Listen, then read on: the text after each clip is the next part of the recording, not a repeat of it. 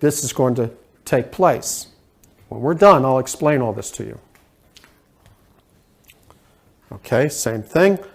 Interlock your fingers tightly. Index fingers out.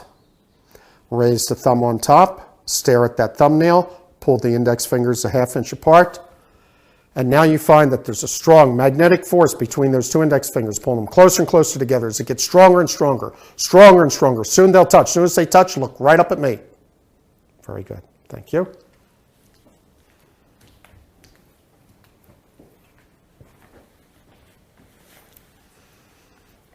Okay. Interlock your fingers. Index fingers out. Raise the thumb on top. Stare at that thumbnail. Pull your index fingers a ½ inch apart. Now you find there's a strong magnetic force, and see how fast they come together. Now, let's explain. Drop your hands into your lap. Thank you. Let's explain what actually takes place here. All right, what we're doing is something very important. Interlock your fingers tightly. What we're doing here is making sure, show them, that the hand, the base, the heel of the hands are interlocked, tight, touching, okay? Now, I want you to take and put out your two index fingers. Raise the thumb on top, because that's the easiest. Stare at the thumbnail. This is a distraction. It's very important. Pull apart your two index fingers. Now, hold that. Now, what's happening here, I'm going to let go and watch what happens naturally. Why does this occur? It's fatigue sets in. Fatigue is what brings the fingers together. Hold them out there. With some, it's almost impossible to keep them apart. So you must be able to talk quickly. Pull those fingers apart. Now a strong magnetic force, pulling those fingers closer and closer together. See how fast it happens? Again. Hold them apart. It's almost impossible to get it all out. The distraction is when the client or subject is looking at the thumbnail. What's happening then, the natural fatigue that takes place in the muscles brings the fingers together. And you always want to, if you can get it out, as soon as they touch, look up at me. That is the end of either the suggestibility or pre-induction exercise. Okay, thank you. The next exercise I call the lean back, come forward. It's developed from two different exercises. At one time they were called the postural sway. It was the postural sway forward and the postural sway back. When they're combined together, they work much differently. Okay, would you come over here, please? Turn this way a little bit. Back this way. No, still not right. Over here. Yeah, this is better. This way, a little bit. A little more. Okay, feet together, heels and toes. Okay. Now I'm going behind you. And I want you to lean back, and I'll show you that I can support you. So lean back. Okay. Now I want you to lean back, and I'll show you I can catch you. So lean back. Very good. Now, you had to force yourself back. Let me show you how easy that will be, and you won't have to force yourself back. I want you to look right here at my thumbnail. I want you to stare at it so intently that when I tell you to close your eyes, you may see it on the back of your closed eyelids.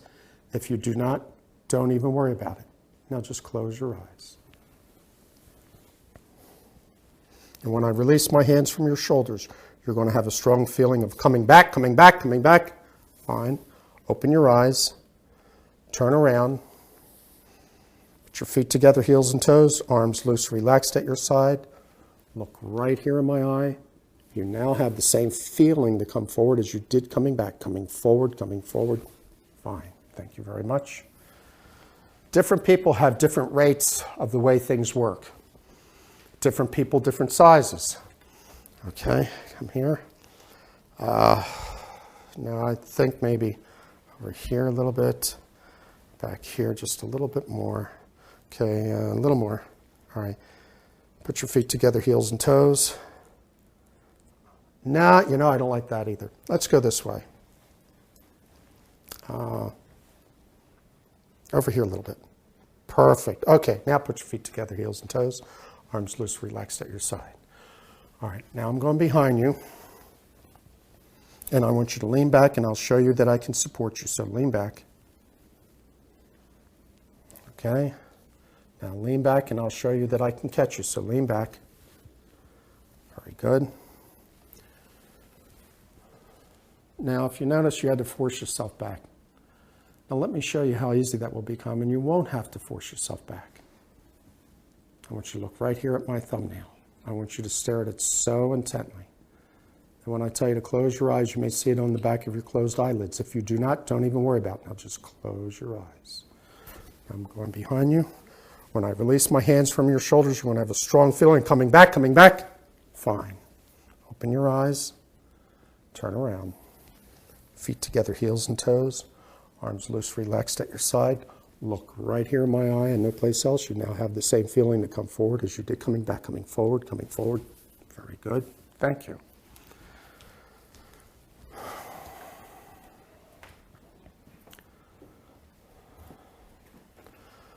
Okay, come over here. Let's turn this way. Nah, over here a little bit. No. Okay, over here. Back this way.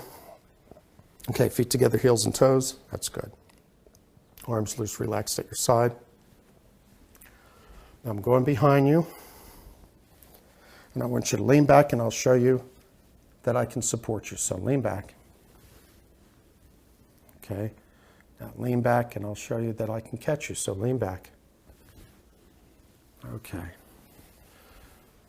Now, you had to force yourself back. Now let me show you how easy that will be, and you won't have to force yourself back. Look right here at my thumbnail. I want you to stare at it so intently that when I tell you to close your eyes, you may see it on the back of your closed eyelids. If you do not, don't even worry about it. Now just close your eyes. I'm going behind you. When I release my hands from your shoulders, you're going to have a strong feeling of coming back, coming back, coming back. Open your eyes. Turn around. Feet together, heels and toes. Arms loose, relaxed at your side. Look right here in my eye and no place else. You now have the same feeling to come forward as you did coming back, coming forward, coming forward. Fine. Okay, thank you. Now, what were we doing? Let's break it down. All right, the first thing, if you noticed, I was leading each of them all over the place. I'm also holding the pulse. This is very important. With the thumb on the pulse, when you begin to feel the pulse, you know you're in composite with that person's subconscious. So you lead them around. Why? Because you want them to follow you. That's what a suggestibility or pre-induction exercise is all about. Once I have the person in position, I say, feet together, heels and toes, arms loose, relaxed at your side. Then I say to them, now I'm going behind you. And my heels of my palms go underneath the shoulder blades. I place my foot at this distance behind their heels. It's very important for balance. Look at the way this foot is. It's very important. All this is balance for you and them both. If the person is a large person, you have a lot of strength and stability this way. My hands here, then I say to them, lean back, and I'm going to show you that I can support you. So then they lean back. Now, you don't need a great lean, just enough so they feel that. Then I let go and say, lean back, and I'll show you that I can catch you. And you always catch with the heels of your palms underneath the shoulder blades. No place else. Then I say, now you had to force yourself back. They didn't have to force themselves back. Then I say, now let me show you how easy that will become, and you won't have to force yourself back. Twist the body. Now the first thing I do is bring my thumb up here, eye level, bring it in, and then rise it up a little bit. Raising it up like this creates eye fatigue. As the thumb comes in, the eyes come together. We're working one group of muscles. Then we raise the thumb up, and the eyes not only go in, but they go up. We're working two groups of muscles, creating great amount of eye fatigue. Then I say, I want you to stare at my thumb. Now stare at it so intently that when I tell you to close your eyes, you may see it on the back of your closed eyelids. If you do not, don't even be concerned about it. Then I say, now close your eyes. Turn this way a little bit. Then I say, I'm going behind you, and I place my hands in this position. This is very important. The feet in place. You say, when I release my hands from your shoulders, you're going to have a strong feeling of coming back. Now, is this the shoulder? No, it's the bottom of the shoulder blade. And then with my hands, I flip forward, they counter, and you catch them. And the words here are, when I release my hands from your shoulders, you're going to have a strong feeling of coming back, and catch them. One hand goes on the shoulder. You say to them, open your eyes. Now turn around, but you turn them. Then I say, feet together, heels and toes. Make sure that your foot is between their two and your other foot is on this angle. It's very important. Again, for balance. Then I say, look right here in my eye. This is where I'm pointing. Not eyes, but eye. And no place else. You now have the same feeling. It's a feeling to come forward as you did coming back. What I'm doing when I do this, and then my hands go up here alongside the ears, is creating a tunnel effect. This tunnel effect, what you're doing is blocking out the peripheral vision. It's important to do that so they are totally locked in on that eye. So you're here, here, and then you say, now you have the same feeling to come forward. You start moving your body back as you did coming back. Coming forward, and you catch here. Come to me. This person is not going anywhere. This doesn't fold backwards. This is where you catch. Very important. Be aware. Some people, and this is another reason why you want your feet like this, some people may lean to their left. You've got to be able to move your foot out there and catch them. They may move to their right, so you've got to be able to get over here.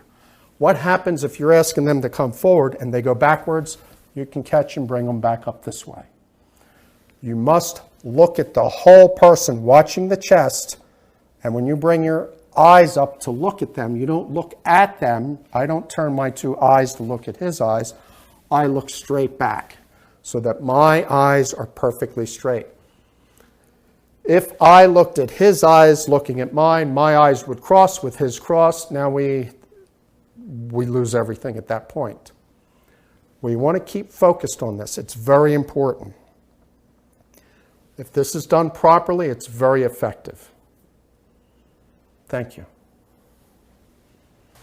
It's not a trance state, as Hollywood would like to project, no pun intended, but it is really a state of consent, of hyper-alertness, of awareness, of deep relaxation, usually first with the body and then the mind, and then the benefits ensue after that. And the person is in total control. If they're not willing to do anything, then I think that you will not go anywhere.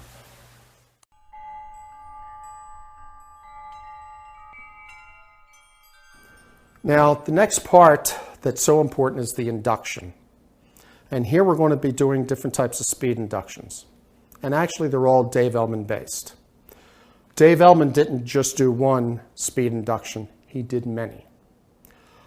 I've labeled them Dave Elman type 1, 2, 3, and 4. I'll explain a little bit as we go. The first one is kind of what most people do, what most people are aware of. And there's certain parts that are very important about this. First of all, just like with the lean back, come forward, your thumb stabilizes the person's head. So it has to be at the very base of the skull. So if they raise their head up, raise your head up, you've got it stable so they can't go any further. You don't want to push your thumb into the base of their skull. You want it just resting there. So when they go up, they can only go so far. Now this one is all has to do with focus and then relaxation. And it works like this. Look at my ring. And as you look at my ring, you find that your eyes are becoming very tired, eyelids very heavy, so tired, so heavy, that as I bring my hand down, your eyes will automatically close. Now just close those eyes. Stop. Open your eyes. That's the end of the induction. An induction does not take long. There is a difference between induction and deepening, and this is where the separation begins. The eyes closed. Induction is over. Everything after this is deepening. Now the next one that Dave Ellman did goes like this. Look at my ring. As you're looking at my ring, just feel those eye muscles pulling, tugging, and notice what I'm doing. I'm raising my hand. What we're doing with this one is drawing the attention to the strain on the eye muscles. So look at my ring, and as you look at my ring, just feel those eye muscles pulling, tugging, straining. When I bring my hand down, your eyes will automatically close. And they do. For them to follow what the hand is doing, the eyes will close. Very important. Now the next one, this one is kind of on a little bit on the passive side, and it goes like this. Now close your eyes. Now relax your eyes. Relax all the muscles around your eyes. Relax them to the point where they just won't work. When you're sure that they're relaxed to where they won't open, test them and make sure that they won't work. They're so relaxed. Fine, stop testing. That's the end of the induction. Let's do this again. Watch what's happening with the eyes when I ask them to test. Now close your eyes, relax your eyes. Relax all the muscles around your eyes. Relax them to the point to where they just won't work. When you're sure you have them relaxed to where they won't open, test them real good and make sure that they won't work. They're so relaxed. Fine, stop testing. Let your body relax. End of induction. Open your eyes. Thank you. Now, the last one is a combination. In studying Dave Ellman, as Walter Secord said, this is the man who knows speed inductions. So I studied the man. I studied a lot of things, and I caught something once. He did two different things. Everyone knows about the handshake technique. And when you do this, you grip their hand firmly. It's very important. I'm going to shake your hand 3 times. The first time I shake your hand, your eyes are going to get tired. Let them. The second time I shake your hand, they'll want to close. Let them. The third time I shake it, they're going to lock down tight and you won't be able to open them. Are you ready? Now 1, eyes are getting tired, let them. 2, 3, they're locked and you can't open them. Try hard, fine, stop trying. Now in a moment I'm going to drop your hand into your lap. And as soon as your hand touches your lap, your own name will just bounce right out of your mind, for it will be gone, completely gone. Ready now? 1, 2, 3, gone. What did you say your name is? Fine. Stop trying. Close your eyes.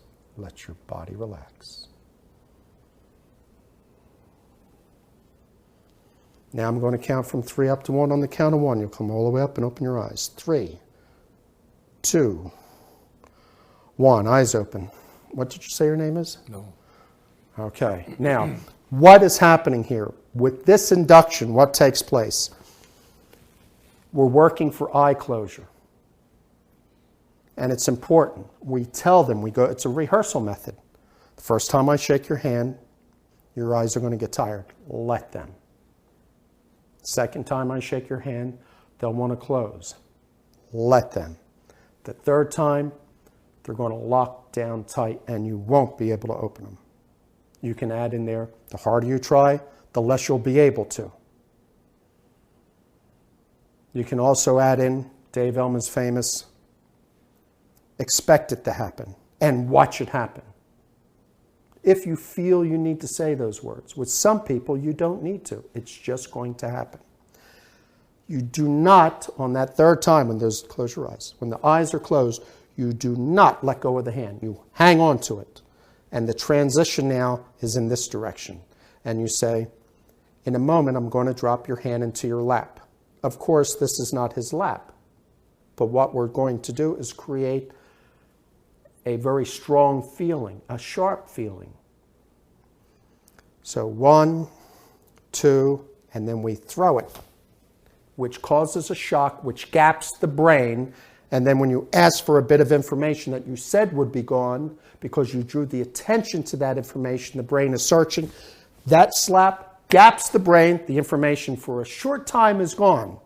And then you can say, what did you say your name is? If you had set up a number, for example, if I said, and you will find that the number between, and you never say the number that you want them to forget.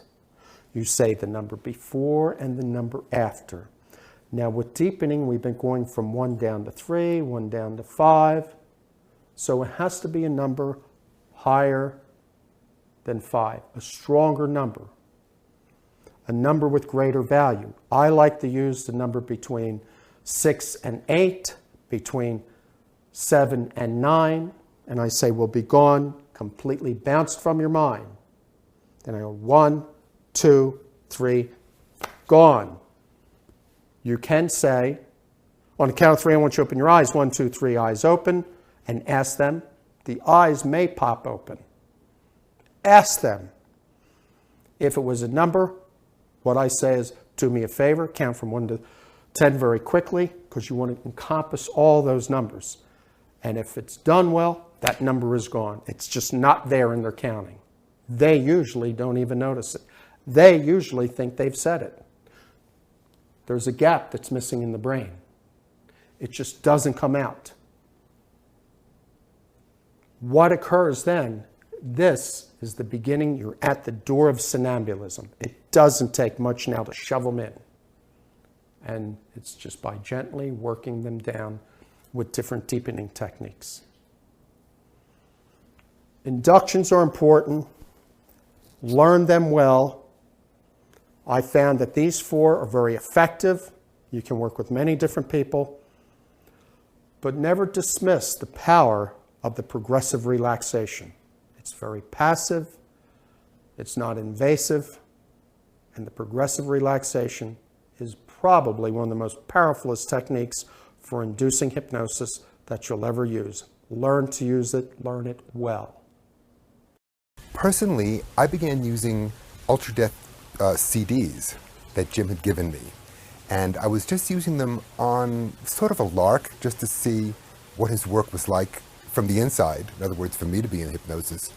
And both myself and my partner and people that we turned on to these CDs began really enjoying them. But I had an opportunity to use it for a kind of a crisis that I was going through. I was teaching anatomy and physiology at a local school.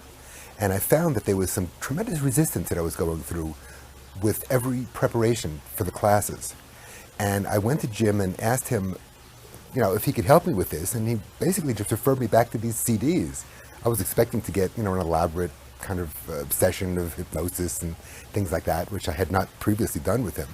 And so I just went to the CDs, began playing the CDs for myself during this time of kind of a turmoil. What was I going to do? I had certain loyalties to the people that I had signed on with, and yet I was having tremendous problems myself working with this, just having to prepare for various reasons. And after only maybe 2 or 3 times listening to the CDs all the way through, and having again a very enjoyable experience doing that, I recognized that I completely had to stop doing that work. And I called up the founder of the school and told her my decision. And I was surprised to hear that she completely accepted that this was something that I was going to do. She was fine with it. And I have no idea how this happened, but within the next 4 hours, she had replaced me and was overjoyed with the changeover in the teacher. And in fact, there was no disruption in the class. And so it was a win-win situation that I hadn't even considered a possibility of. I couldn't think my way through it. And I decided that I would just trust in the deeper nature of my own being to figure out the solution. And it came out perfectly within 4 hours.